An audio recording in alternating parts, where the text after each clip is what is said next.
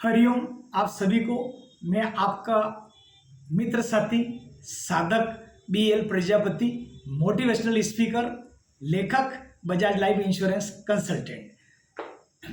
मेरे प्यारे सभी देशवासियों, आज मैं एक बहुत अच्छी सच्चाई पूरी देश और दुनिया के सामने उजागर कर रहा हूं संत श्री आशाराम जी बापू जी के बारे में। तो दोस्तों, विषय लेकर आया हूं, क्या संत श्री आशाराम जी बापू ब्रह्म स्वरूप ईश्वर का अवतार है? जी हां दोस्तों। तो इस प्रश्न का जवाब उनके साधकों से पूछिए कि क्या आशाराम बापू जी ब्रह्म स्वरूप ईश्वर ही है या ईश्वर का स्वरूप है? दोस्तों, आपको जानकर बड़ा आश्चर्य होगा कि भारत के अंदर ही नहीं, विदेश के अंदर आजादी से लेके हम लोगों ने कितने को भी देखे हैं कि जेल हुई है किसी न किसी कारण से, या कोई न कोई, चाहे वास्तविक कारण रहा या अवास्तविक कारण रहा, झूठ सच बाद में कोर्ट के द्वारा मालूम पड़ता है, लेकिन जेल हो जाती है। कई बार सच्चे और मतलब सही दिशा में चलने वाले को भी जेल जाना पड़ता है। तो दोस्तों, ये संसार का एक विचित्र कह सकते हो, एक ईश्वर का बनाया हुआ एक नियम है या एक मनुष्य का बनाया हुआ एक नियम है कि जिसके तहत यह संसार चक्र पूरा चल रहा है। लेकिन आज आशाराम बापू जी को जेल हुए, और लगभग ये हम बात करें तो लगभग अगस्त के महीने में बापू जी को मतलब जो है 2013 की बात है, तो आज लगभग 11 वर्ष पूरे होने के लिए जा रहे हैं बापू को जेल मंदिर गए हैं दोस्तों। लेकिन जेल तो कईयों को होती है, लेकिन क्या लगातार इतने मिलने जुलने वाले, इतने ज्ञापन वगैरह ये होते हैं? नहीं होते हैं। ज़्यादा कोई माना हुआ नेता है, अभिनेता है, तो 2-4-5 दिन भीड़ रहेगी, उसके बाद खत्म। लेकिन आप देखिए 11 वर्ष हो गया है। अगर आशाराम बापू जी के अंदर जो उनके साधक ब्रह्मा विष्णु महेश देखते हैं, तो आप जोधपुर जेल का दिवाली का नज़ारा देख लीजिए। आप YouTube पे सर्च करिए आशाराम जी बापू जोधपुर जेल दीपावली, तो आपको कितने वीडियो वहां पर सामने मिल जाएंगे। आप देख के आपको बड़ा आश्चर्य लगेगा कि ऐसी दिवाली तो हम बाहर भी नहीं मनाते हैं, जो साधक वहां दिवाली को मतलब जो है बापू जी के साधक जोधपुर जाके दिवाली मनाते हैं। आज दोस्तों, बापू जी का स्वास्थ्य को लेके हम न्यायालय को भी धन्यवाद देना चाहेंगे कि ठीक है, ज्ञापन पे ज्ञापन हम साधकों की सुनी, और आज न्यायालय ने सही निर्णय दिया और बापू जी का स्वास्थ्य लाभ आयुर्वेदिक ले रहे हैं। तो ठीक है, देर सवेर भगवान ने जब भी मौका दिया। लेकिन दोस्तों, कहते हैं ना कि उनकी जो बापू जी के साधक जो है उनको ब्रह्मा विष्णु महेश मानते हैं, और वो कहते हैं साधक कि गुरु है वो शिव है, शिव है वो गुरु है दोस्तों। तो दोस्तों, बापू जी के जितने भी साधक हैं करोड़ों की मात्रा में, आज भी उनको वो एक अपना खाली जीवन यापन या केवल लौकिक अपना जीवन चले उसलिए नहीं दोस्तों, वो मान रहे हैं कि हमारा धन्य है हमको ऐसे गुरु मिले। और दोस्तों, बापू हर एक परिवार के लिए सुरक्षा चक्र है। कहीं न कहीं लोगों के काफी अनुभव है। अगर ये मीडिया आपका, मैं इस वीडियो के माध्यम से कहना चाहता हूं कि चाहे प्रिंट मीडिया हो, इलेक्ट्रॉनिक मीडिया हो, जो भी है, तो आप इलेक्ट्रॉनिक मीडिया, प्रिंट मीडिया, जो भी आप ये जाके तलाश कर ले तो उनको मालूम पड़ जाएगा कि आशाराम बापू जी के साधकों की क्यों दीवानगी, और एक साधक का अगर अनुभव लेगा तो शायद ऐसे अनुभव आएंगे कि कई साधकों को नया जीवन मिला है।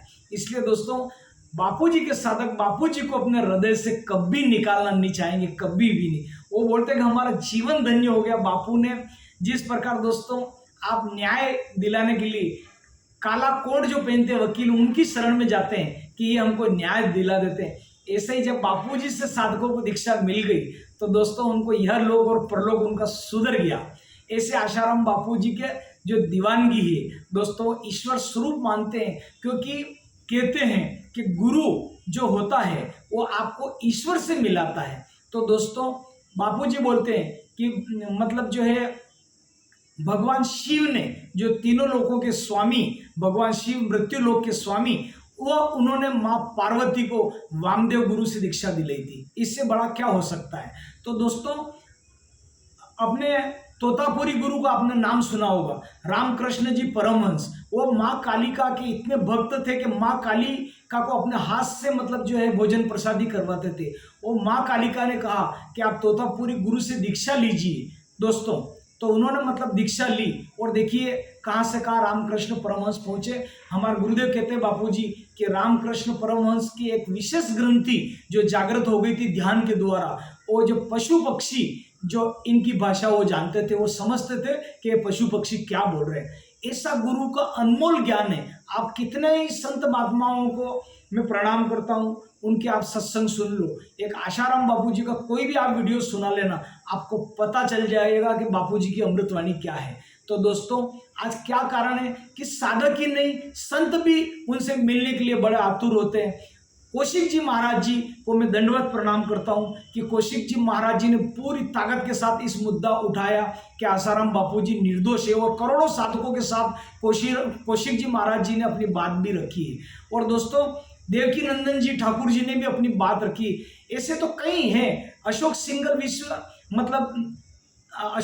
जी ने भी अपनी बात रखी, विश्व हिंदू परिषद के अध्यक्ष रहे, तो उन्होंने भी अपनी बात रखी, संघ ने भी रखी दोस्तों। तो जल्दी से सरकार को इसके अंदर बापूजी के प्रति मतलब जो है केस की सुनवाई करके न्याय दिलाना चाहिए, ऐसी मैं सरकार से उम्मीद करता हूं। तो दोस्तों आज बापूजी का देखिए साहित्य, ऋषि प्रसाद बापूजी जेल मंदिर के अंदर है, उसके बावजूद करोड़ों की मात्रा में उसकी संख्या बढ़ती जा रही, पढ़ने वाले की बढ़ती जा रही।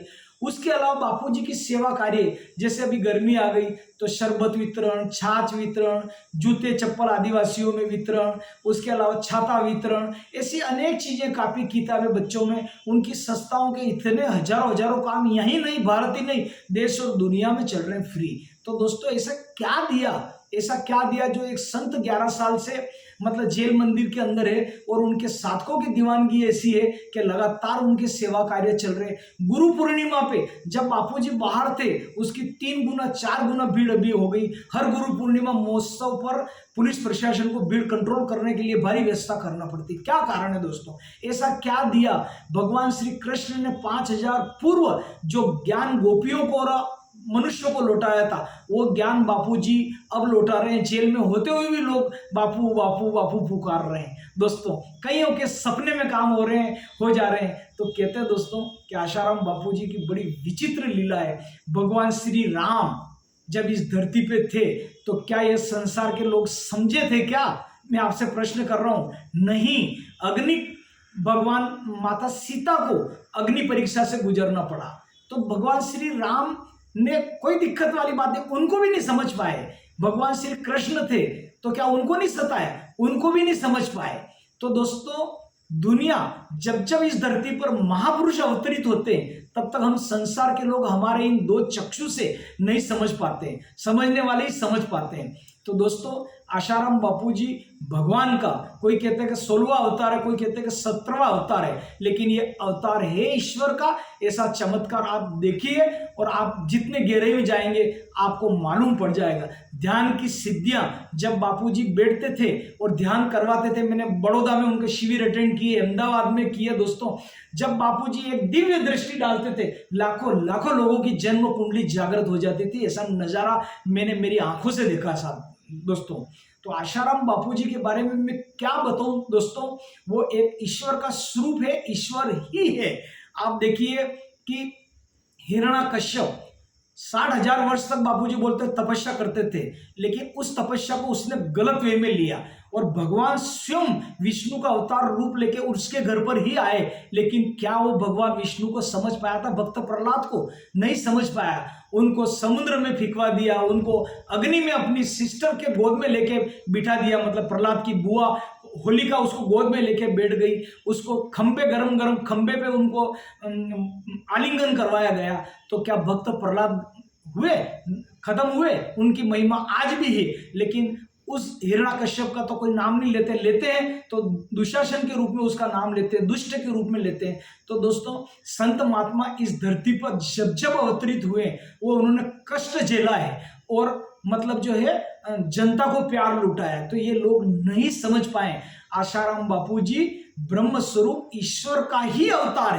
है नहीं है। ईश्वर का ही अवतार है दोस्तों। और ये प्रशासन जब तक जागेगा तब तक बहुत बाद में पछताएगा कि हमने ये गलत निर्णय किया। दोस्तों समय हाथ से जा रहा है। जितने भी आप देखिए, हम ज्ञापन की बात करें तो भारतवर्ष में जितने जिले हैं, अधिकतर अगर ज्ञापन आप देखेंगे तो संत श्री आशाराम बापू जी की इतनी बड़ी बड़ी फाइलें, हर कार्यालय में हर ज्ञापन पे ज्ञापन, ज्ञापन पे ज्ञापन, ज्ञापन पे ज्ञापन, लोग नंगे पांव ज्ञापन दे रहे, सड़कों पे करोड़ों की मात्रा में उतर गए, हर जिले में इनकी रैलियां निकल रही।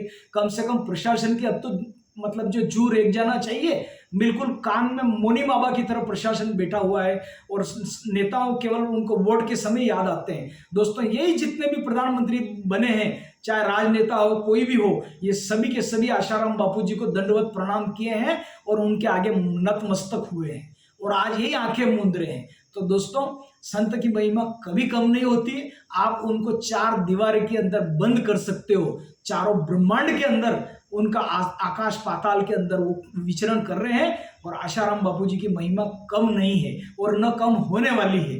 तो दोस्तों आशाराम बापू जी के बारे में मैंने ये विचार रखे हैं।